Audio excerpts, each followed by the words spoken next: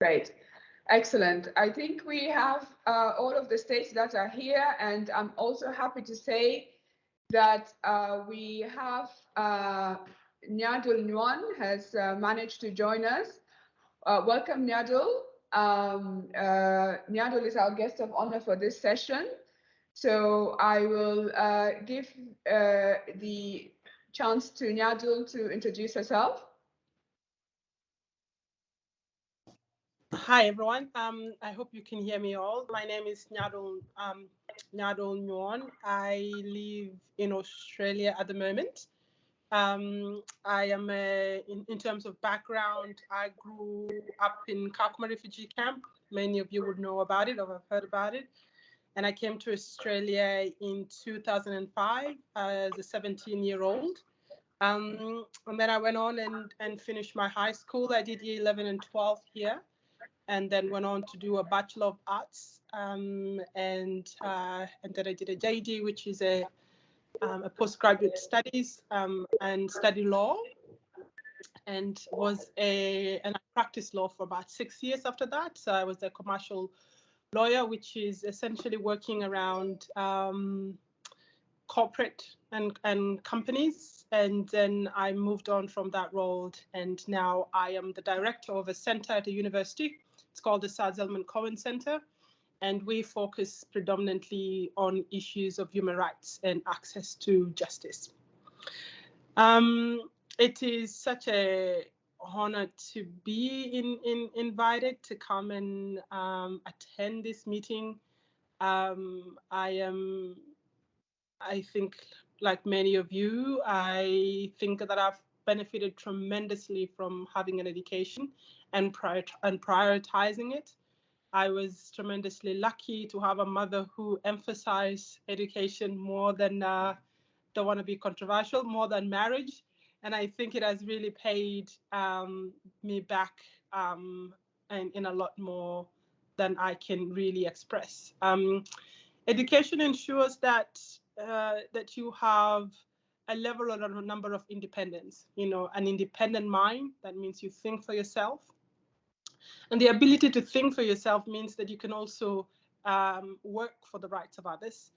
And secondly, the ability to be able to have a job and be financially independent as well. And I think as a woman, particularly as a woman growing up in this age and time, financial independence is becoming as important as our educational independence. I'm not sure what words I could tell you girls. You're young, and access to education is a struggle, sometimes, especially for young women. We have to argue why our family should invest in us. We have to continue to pursue why it's important that girls access education. But for those of you who have an opportunity, it is a gift to be able to apply yourself and to be able to get as much as you can out of this opportunity, with the goal one day of probably doing the same for others. I think I might leave it there unless maybe you've got any questions for me. Thank you, Nyadol. That was excellent background and an overview about yourselves, which gives us an opportunity to now segue, perhaps just to, again, welcome everybody and welcome Nyadol. Just so people know who I am, my name is Akuja Digarang. I am the team leader for the Girls Education South Sudan, working to support our girls, the next generation of South Sudanese girls, to step into the future that they deserve. So again, thank you. I think we're all very privileged to have your time, Nyadol. And for everybody's sake, of course, we thought that this would be an opportunity for all of us to hear from Nyadol and to ask her any questions we might have in terms of inspiration, her journey from being a refugee and to where she is today, how she did that as a way of trying to learn lessons for ourselves that can motivate us also to perhaps to aspire to be like Nyadol. So the opportunity is open. We have girls from across South Sudan, And Nyadol, just for your benefit, we have each state represented by 2 girls, and they're sitting in the various state capitals. And just in terms of technology, we will try our best to have the videos on from the girls, but sometimes that could be a bit difficult. We will try and ask them to kind of switch their videos on so that you can kind of see and connect with them a bit more. So what I would like to do now is to perhaps just give a very quick overview, again, about the Girls Education South Sudan program. Girls Education South Sudan is a program that is looking to address the barriers to education of girls in the country by several interventions, including behavior change, cash transfers to girls to alleviate some of the financial barriers to education, capitation grants to schools to try and improve the learning environment. We also work with education managers and educators themselves to try and build their capacity to be able to improve learning outcomes for all of our children across the country. And the program is working across all of the 10 states. And we are a 5-year project. We started in this second phase of Girls Education South Sudan. We started in May of 2019, and it will continue until March of 2024. So that's just a quick background of the program, perhaps for you, Nyadol, as most of the team here are very familiar, I hope, with the project. So I would now, as you've heard from Nyadol already, we had about an hour, and I know, of course, you all have to go back to your lessons. We will try and keep maybe perhaps 2 questions from each state so that we can manage the time. So if you would like, if you have a question and would like to ask it, please raise your hand and ask your question. Otherwise, you can also type it in the chat if that is an option for you. So if anyone is ready to ask a question, please raise your hand or type your question in the chat. So the floor is now open for any questions that you might have for Nyadol.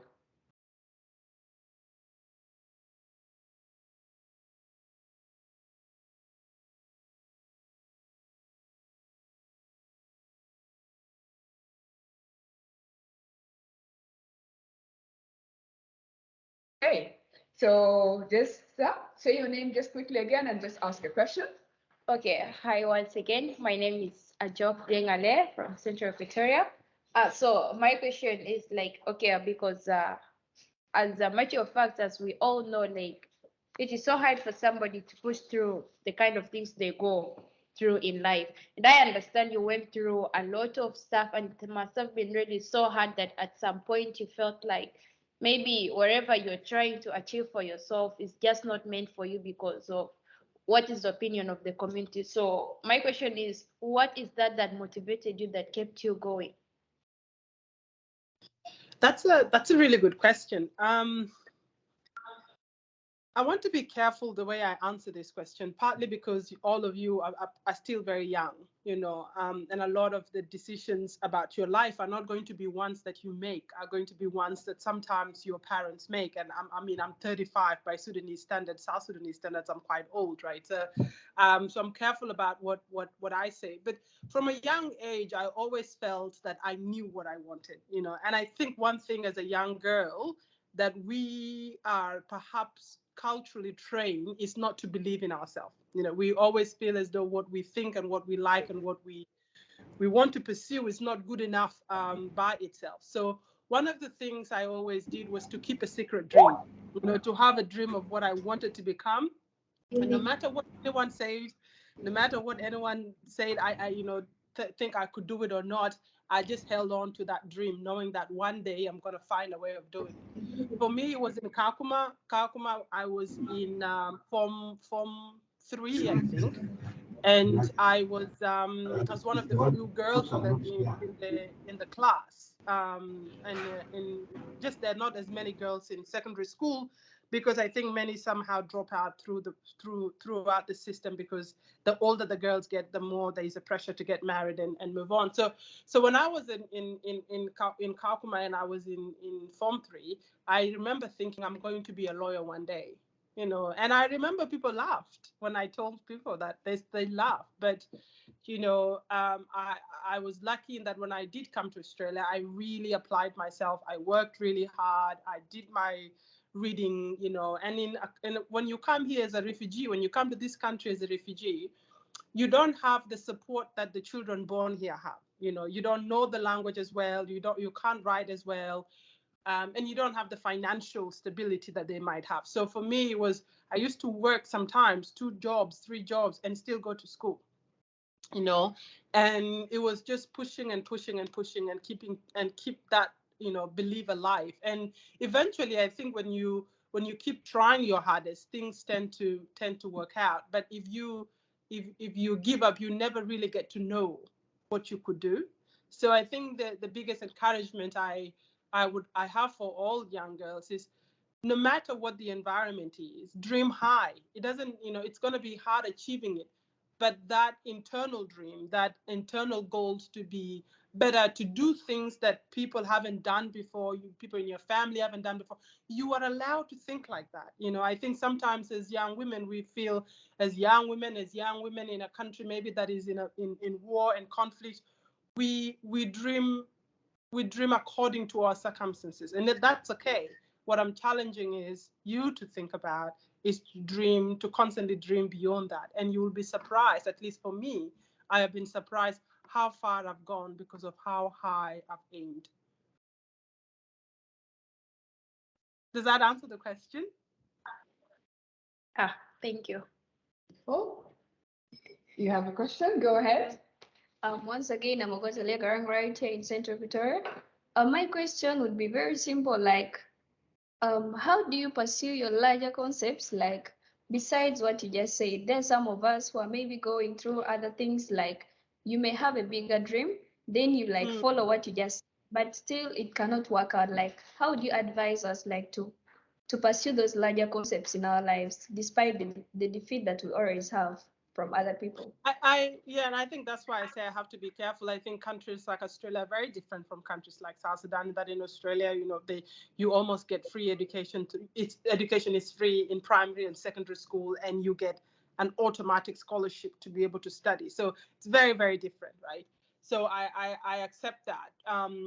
So I think the challenge always is to try and do the best with the circumstances that you have. The difference, I think, is when I was in Kakuma, I didn't know I was going to be resettled anywhere one day, but I still had a dream, and I think that's the power of dreams. The dreams are the kind of unrealistic or sometimes realistic expectations that keep you burning inside, that keeps you wanting more, that keeps you trying again over and over and over.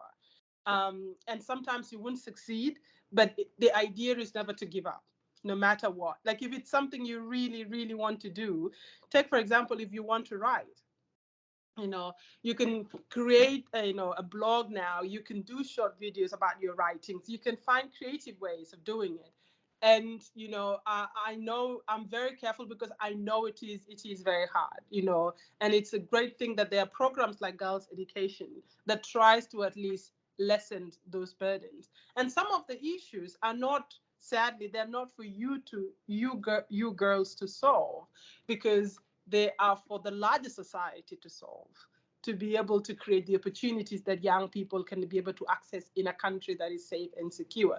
I think that is the challenge that you face, and that's the challenge that many other South Sudanese face. We have all the talents, you have all the brains, you have all the ability. I know that for a fact. The only difference is the situation that you find yourself in. I can assure you personally, for me, I don't think I'm the smartest or the most hardworking or the most intelligent person. I just happen to have been lucky enough to have landed in a country that allowed me to achieve that. So never underestimate your ability to be smart and to be intelligent, to be creative. You've got that skill, even if the environment doesn't tell you that you've got those skills. Thank you very much, Nyadol. I see Upper Nile, Ton, I see your hands are raised. Do you have a question?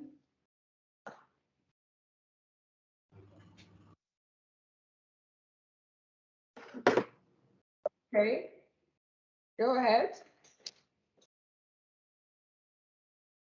Upper Nile? Okay. I am Agil Isaac Munyuk from Upper Nile. So my question to you, Nyadol, is like now in South Sudan, boys' education is morally prioritized. It is the community norms that prioritize boys' education more than the girls. So what do you have to say about this?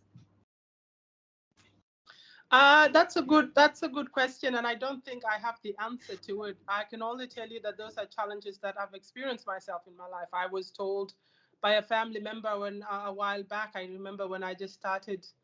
I think I'd started my first year of university, and I remember asking them to support me to buy a laptop, and they told me, these are their own words. They told me, you know, why would we support somebody like you? You're going to get married and take the name somebody else. You know, we would rather support a boy who would carry the father's name on.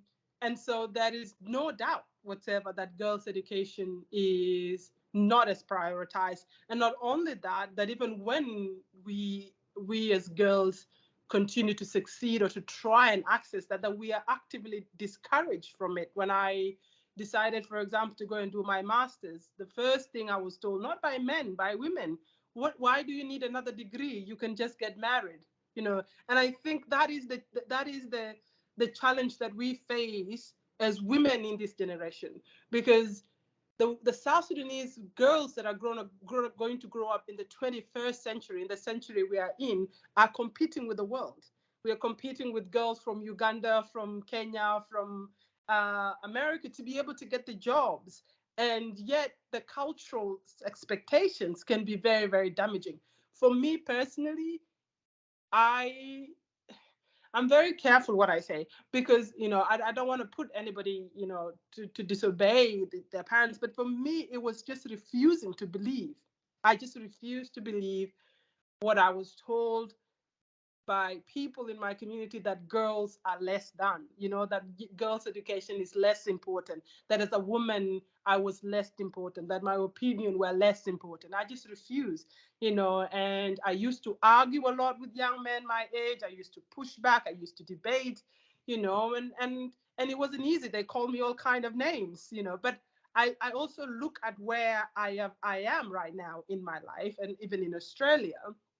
And there is no way I would be here today if I listened to all of these voices. If I listened, if I had accepted that as a woman, my job is to, I don't know, hang my degrees on the wall and be in the kitchen. If I truly accepted that that's all I could do, there is no way I would have done the kind of things that I've been able to do in Australia. And it is not a boastful ways, but it's things that even the men themselves have not been able to do in Australia, right? So I think that is the difficult, it's a personal characteristic that we have to sort of encourage our young girls to develop, this idea of self-belief that I am important, my dreams are important.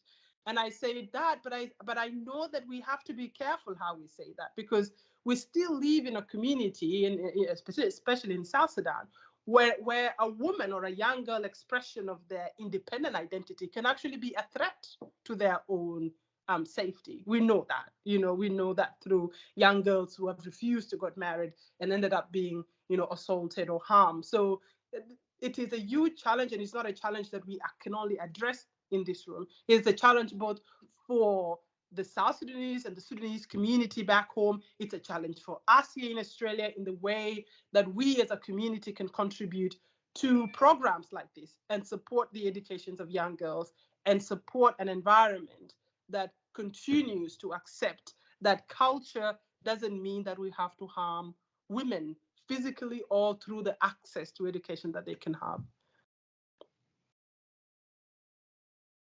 Thank you for that response. Someone asked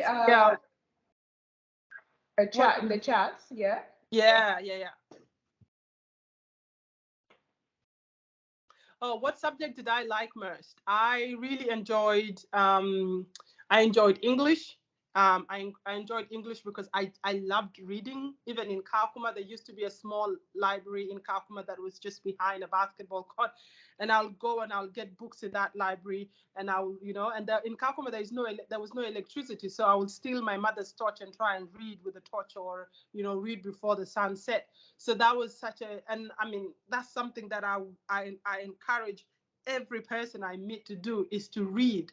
Reading is the best way you can educate yourself about things, the best way you can understand really complicated stuff. So whatever you can read, and so that was really the subject I enjoyed most, English, because it allowed me to sort of be able to read and write. I also really like math and I like sciences, and I didn't do too bad in them. I think to be able to be a lawyer, what subject would you really need to be good in? I think it's not a subject, it's your ability to communicate. So I would encourage you, if you're interested in being a lawyer, doing things like debating, joining the drama club, things that allow you to speak publicly and refine that skill. I think that's the most useful skill to have as a lawyer, is the ability to be able to communicate really well and really clearly. And the second skill you need is problem solving skills, because as a lawyer, generally you're trying to solve someone's problem, a legal problem. So those are the two skills that you need. So I don't think it's predominantly about a subject, although languages can be good, because it's very language based. You write either in English or the language in the country that you are in. So I think in South Sudan is probably still going to be English or maybe Arabic. So being very good at those languages, and then working on that skill from a young age, that from whatever you can, actually, the ability to communicate effectively. And so yeah, that's what I'll encourage. Thank you, Nyadol. I see a hand from Western Barkazal. Andrea and your team. Yes, I'm Badria from Western Barakazal. My question is Nyadol, what is your message to those girls who are dropped out from the school? I think it depends on the reasons why they dropped out from school. If it's because they've been forced to, then it's very hard to blame them. But I think another thing that gets us to drop out of school, or gets young girls to drop out of school, is because you're told that education is not important for women, and that's a lie. Education is important for everybody. The world we are moving into is a world about being able to understand information. We're moving into a world where everything is technological based. So, you need that skill to just survive in the coming world. So education is such a I cannot emphasize how important education is. To me, all the doors that have opened in my life has been purely because of education, simply because of education. They could have not opened otherwise. So, it's your tool out of poverty. It's your tool out of very difficult financial situation, but it's also your tool to think. It's your ability to be able to think critically about the world you live in, and to then be able to contribute to that world in a very intelligent and intellectual manner. So, if you can stay in school, fight to stay in school if you must, because I don't think anything else can replace the importance of having an education in today's world. Thank you. I'm informed that one of our students was the congratulations on being, senior 4 top student, Elizabeth Anyit Mayan. Well done. That's amazing. That's amazing.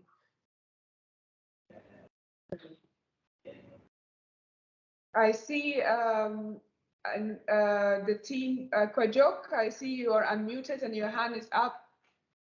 Would you like to ask a question? Kwajok? Yes. Yes. I'm go ahead. Yeah, Nyadol, I have a question, and my question goes like this. As how are you to advise that, or what is your advice from girls who want to be like you and are prevented from their parents, or which they are perceived to be a domestic helpers and are not allowed to attend school? How will you advise them in order to be like you?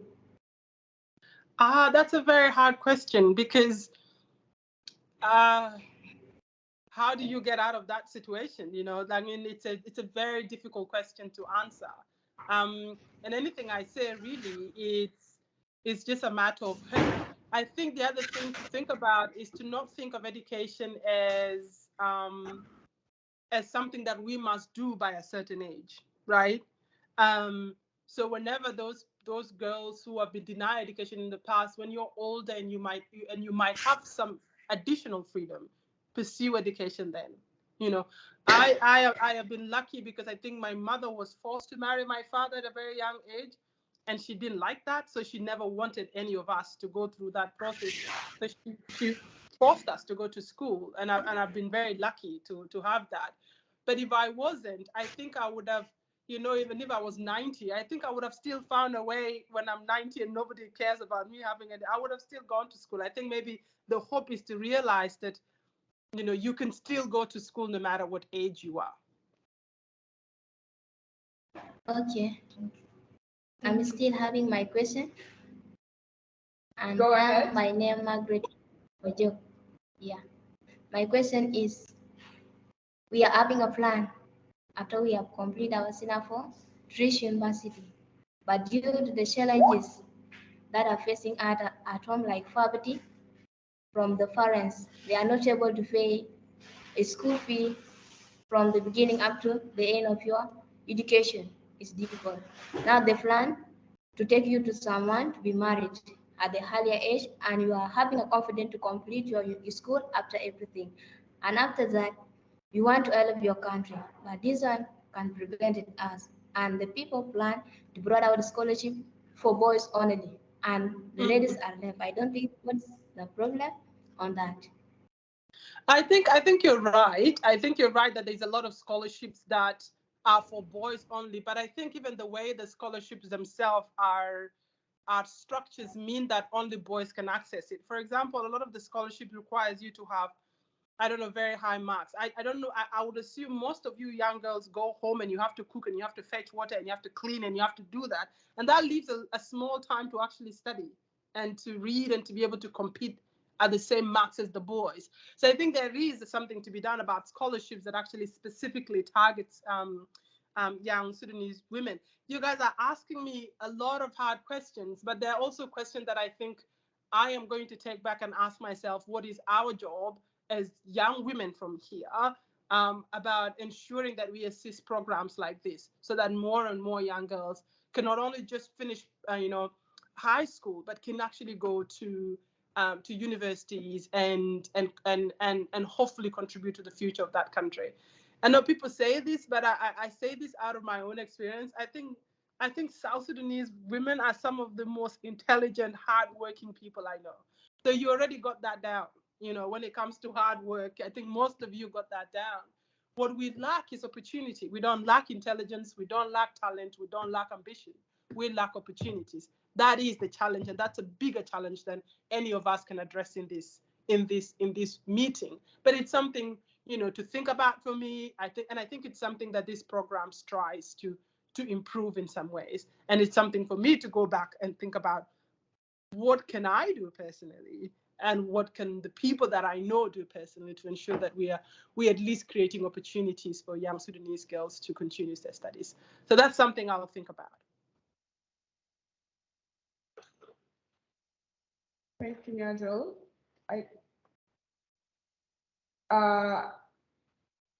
I'm not sure what happened. I see you speaking, but maybe, okay. So Upper Nile, can you go next with your question? Thon? Do you have a question? Oh, okay. Yes. Then Jongole team. Upper Nile, did you have a question? Yes. Why did you choose to be a lawyer? And what were Oh. the challenges? I wanted to be a lawyer because there was a woman called Nyadol who I grew up in Kakuma in Kakuma. She's this beautiful woman. She was beaten to death by her in-laws, and they beat her because they say she was a witch and she did something. And I just remember just being so angry and just I knew then I wanted to hold those people accountable, you know. And I think that's when the sense of this need for justice occurred, this sense of being able to address wrong. And as a South Sudanese woman, especially as a South Sudanese woman who have lived through war, you see a lot of injustice toward women. You see a lot of things that makes you very angry, and there is no way to address them. And for me, law seemed like a way of doing it. Now that I am in it, I know that it's not the answer to everything, but I also know that it's an answer to some things. But most importantly, because I pursue education, it's been at least my way out of, you know, defining what justice means for me personally. So so that's one of the reasons why I just wanted to arrest people and put them in jail for hurting women.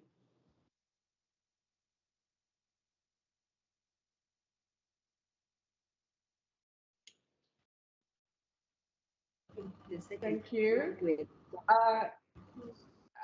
Is there another question from Upper Nile? Yes. The second question is, what were the challenges? Oh, what were the challenges? Oh my God. First, when I was in Kakuma, I didn't even know that time if we were going to get resettled to Australia. So I remember praying every night, just praying to God, please let me go to Australia, because I knew that if I finished Form 4, my mother would not be able to afford university study. So I was just lucky that we got, you know, I was in Form 4 and we got our application. So I came to Australia. So that was the first challenge. The second challenge was in Australia. You know, when you're a refugee here, you kind of have to work for everything. So I went to school with kids whose fathers were, you know, judges or big people, and they had money, and I didn't even have money to buy food sometimes. So, you know, there were times where I would go for, you know, I'll miss lunch or I'll miss dinner so I can save money and I can pay my rent and I can do that. So that was really hard. It was really hard competing with people who you saw their life was much better than yours, but you had to compete for the same thing.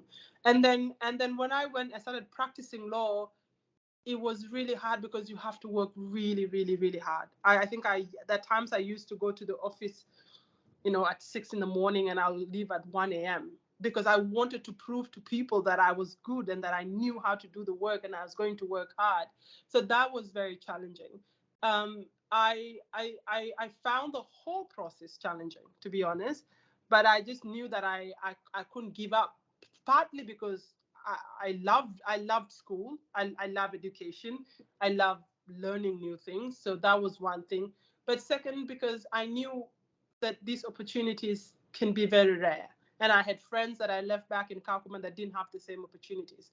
So I knew that I really had to apply myself and to take as much advantage as I could out of the situation. So, and now I can say that now I'm on the other side of sort of almost enjoying it. Like I have a job and I have my children and things are not as hard as they used to be. But in the first few years of studying and of settling into a new country, those were very tough and very challenging years. Thank you, Nyadol. I'll move on to Jongole State team. Would you like to come off mute and ask a question? Okay, my name is Adao Abram. I'm from the State, and I have a question for Nyadol. My question is, as a girl, we know we are mostly restricted and we lack chances. And in schools, we believe our parents tend to act like they want to choose for us what we want to do. Sometimes you find yourself talented in something, but our people feel like there are things they like things they want you to look like, things they want you to do in life. differently from your dreams and from the talents you think you are good at. So what advice would you have for such people? Because there are times that people would feel like choosing a career for you, and you feel like that's not the right thing for you because you got dreams for other things.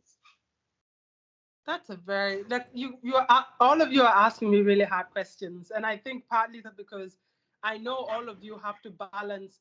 Maybe I'll speak for myself. You have to balance your goal, and you have to balance your parents' expectations, and you have to balance the community expectations. Because as Sudanese is what is this and what is so and so going to say, and what is so and so going to do, and this person child is doing this, so you have to do this because that's the community we come from. So I think these questions can be very difficult because I don't want to give anybody advice that puts you in a position where you, disagreement with your parents.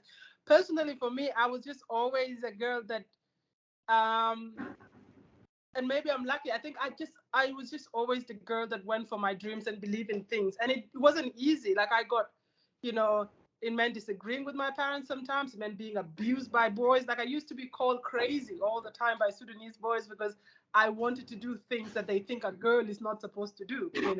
They will say, oh, she's just crazy. She's just a feminist. She wants to be white. She wants to do this. That's a really challenge. It's a big challenge to go. But it's not even because you're Sudanese. Even in countries like Australia, I think to really do what you love and you care about is always a challenge because you're always going to disappoint somebody who wants you to do something different. So I don't think that's something I can advise you to do. I think that's just a character you have to develop with time, right? With mistakes, with learning, with choosing.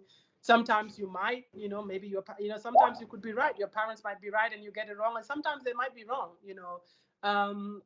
But it all depends on the context that you are in.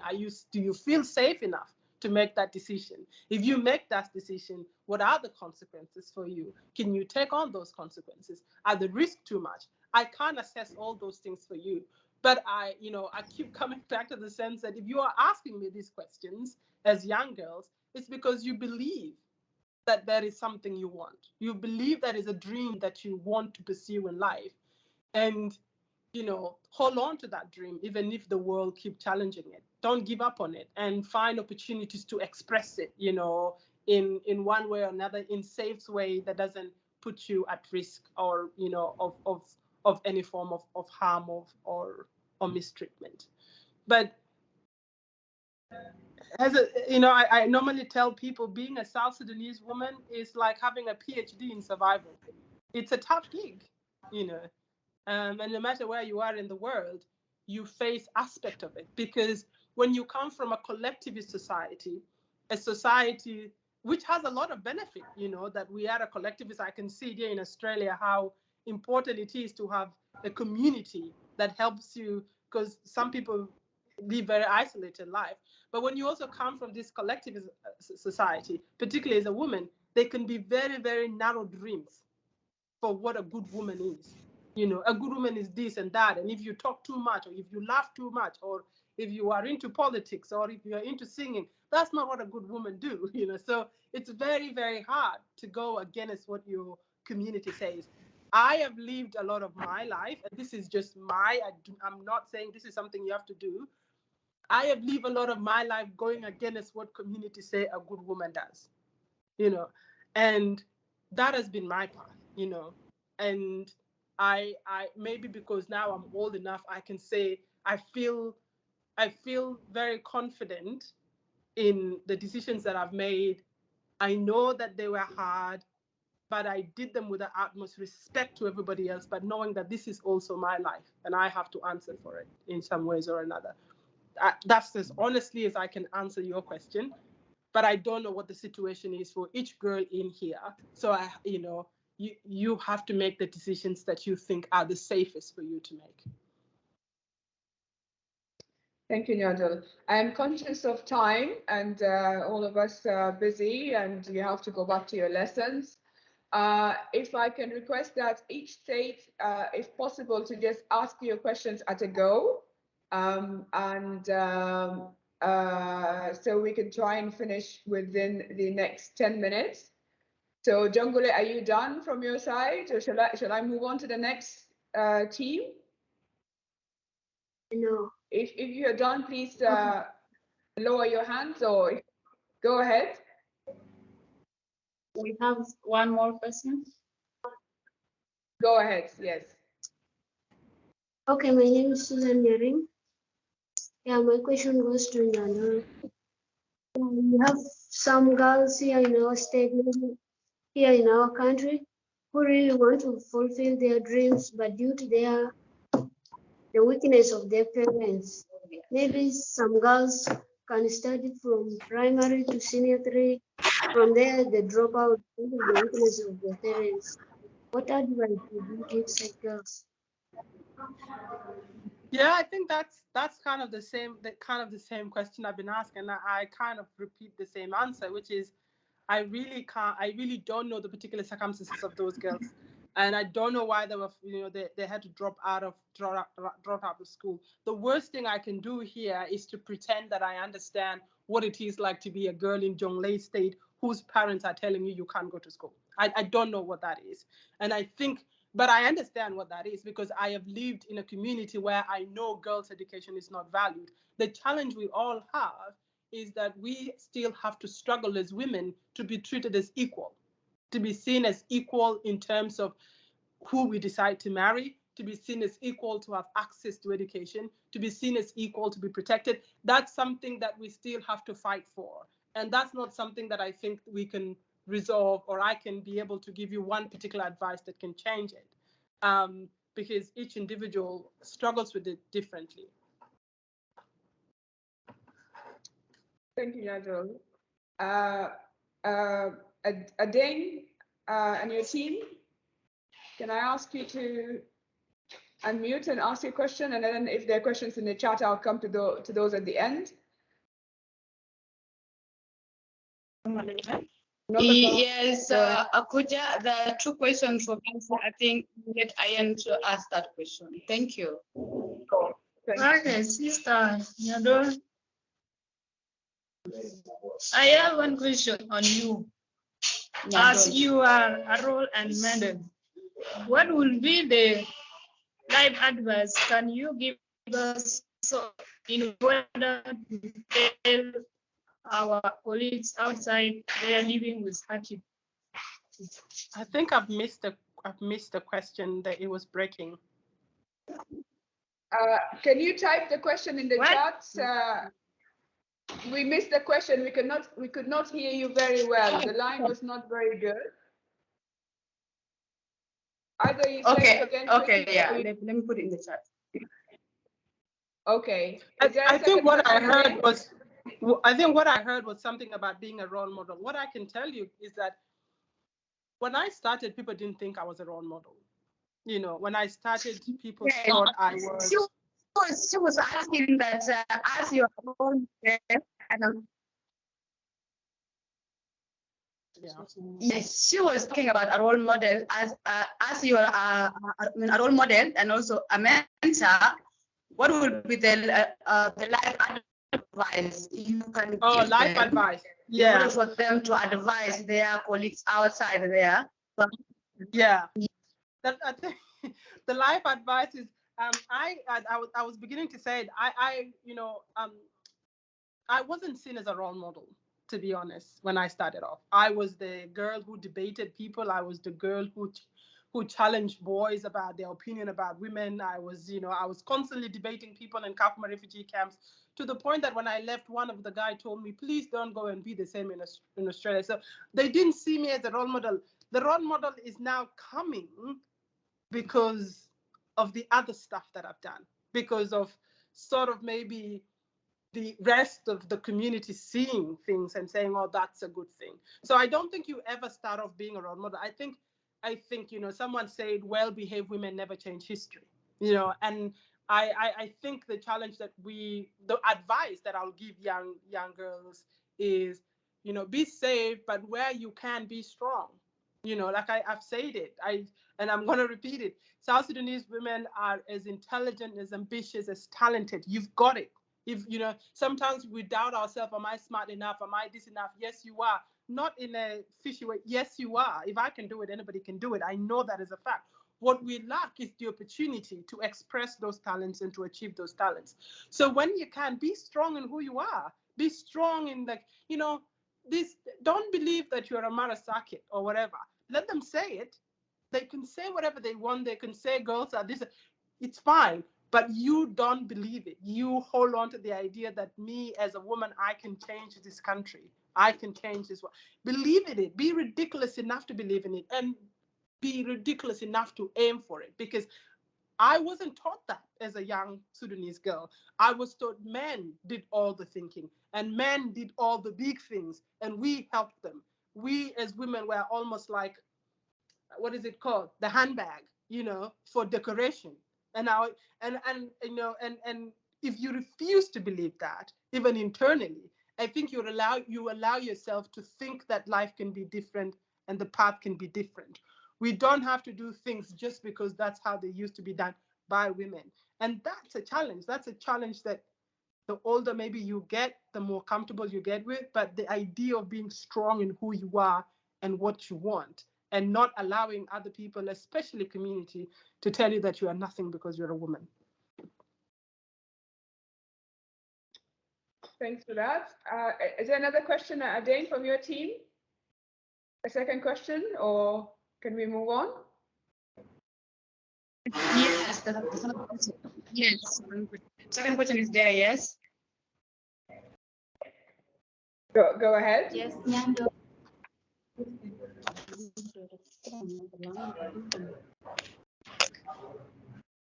Okay, the second question is that she was asking that as adult education concern, what can you advise in the situation that boys are mostly considered for education compared to girls in the context of challenge, for example, for instance, family may be lacking enough resources to take boys and girls to school. I think you're getting us. Yeah, I'm getting some of the questions coming through. Yeah, as I think I've answered that in some ways. I think it's one of the question about what we do, and I think it all comes back down to the society that still doesn't value girls' education. That's why we have this program, because girls' education is still not valued, and girls' participation is still not valued. And until that change, we can't really have the kind of systemic change that we want to see in a country or even across the world. So that, like I said, that's a challenge both for what's happening in South Sudan, but it's also a challenge for people like us outside of the country to see what are the possible ways that we can get involved as well in supporting girls' education back home. You know where to put the video? Thank you very much. This thing. Kojo, can I ask you to mute? Thank you, thank you, Pooja. Thank you very much, Adeng and the team. Can I now move to Western Barghazal, Andrea? I think you have one question, I believe. Yeah, go ahead. Thank you so much. I'm Taban Mariam from Homingdorf International Secondary School. I just heard much about the challenges that girls have been facing. And my question is, there are some girls are having some health complication, but their parents are lacking enough money to take them for treatment. And they have a lot of desire to study. They have a lot of desire to fulfill their ambition. Which message really will you give them this morning so as to empower them to move forward with their ambition?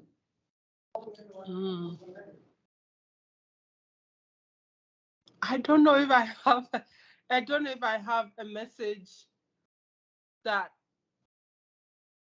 is very different from the message that I've been repeating. This idea that this life can be hard and situation can be hard, and you have to accept that things can be hard and things take time to change. But you can still have an internal life, and you can still have an internal ambition about the goals and the dreams that you want to pursue, and taking any opportunities that you get to be able to do that. But if somebody's health is not okay, then it's very hard to see what you can build on that, except the fact that that person needs, access to good medical care, which is lacking. So it's a very hard question for me to answer, because I don't think I have anything realistic to offer at the moment except advice, and that's a very tough situation for somebody to be in. I mean, I can suggest general things. I can suggest that the government of South Sudan improve the health facilities, that, instead of having ministers flying off whenever they get sick, that they actually build hospitals in the country that all the citizens can access. But these are long-term systemic problems that don't have a resolution for the person who is facing it. That's the challenge, I think, with the question you pose, is that you can only answer it generally, but you cannot really provide a useful, specific answer.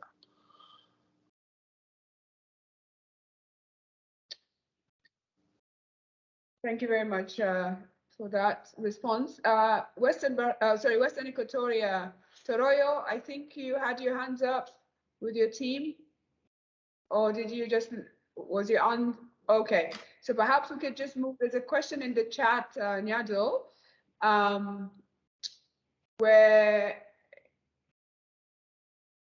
oh, was that deleted?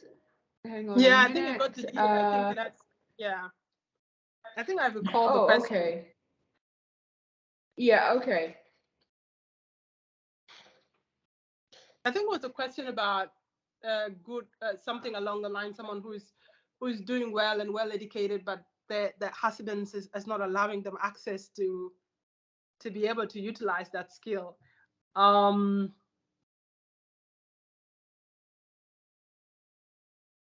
Yeah, there is an easy answer to that question in my head, but I know that's a question, that's something that works specifically just for me, which is the idea that women, that our economic wealth, that our educational wealth is ours. Doesn't belong to our father, doesn't belong to our, our community, doesn't belong to a man. It is ours. But that is something that we can believe in, but doesn't mean the society we live in is going to accept that at all. So the challenge we have as Sudanese women, to some degree, is to what extent do we campaign for individual independence and at the same time be part of this community, respect those parts of the communities that work, but challenge those parts of the community that don't work. There's a lot in our cultures, different cultures that are good, and there's a lot that are bad. And my philosophy in life, I've always been, you challenge those things that are bad, you call out those things that are bad, you stand up for what you believe is right, you campaign for a better world for women. It doesn't mean that you will succeed, but at least you might change something for somebody. For me, I think, it went from my mother being forced to marry my father. My mother decided to change when she saw that and say, I'm not going to force my daughters to marry. So we went to, so we had an education. And now I have my daughter. And I know what I'll be able to give my daughter, which is, she will not have to fight for education. She will never have to be in a position where she, forced to marry somebody or forced out of school. It is a generational change, but there is something we can all begin to do. And I think for us as women, getting an education, fighting for that access to education is really the beginning of making that change. Because what we know is that when you educate a woman, you educate that family and you potentially educate the country itself. And countries that do tremendously well economically and politically and otherwise are countries where women's rights are protected to a certain degree. So education is really the beginning for most of us. And I'm very grateful that this program is being run, and that's one of the reasons why I wanted to come and be involved and speak to you guys, because I genuinely believe you guys are the future for this country, and it's going to be tough, and you're going to have to fight harder than the men will have to fight, harder than the boys would have to fight. Sometimes you're going to even have to push back against your own community. But the future of this country really lies with its women. I think the men have failed. We see it through the governance of the country. So believe in that idea that just because you're a woman doesn't mean you're not capable, you're not smart, you're not talented. And even if the society say you're not, you can still believe in that and hold on to it. Thank you very much for that, Nyadol. So perhaps I don't see any more hands up. Maybe I could just put a question to you as we come to a close, Nyadol. Of course, I read and we've seen in the social media and other media that you've recently received an award from the Queen of England.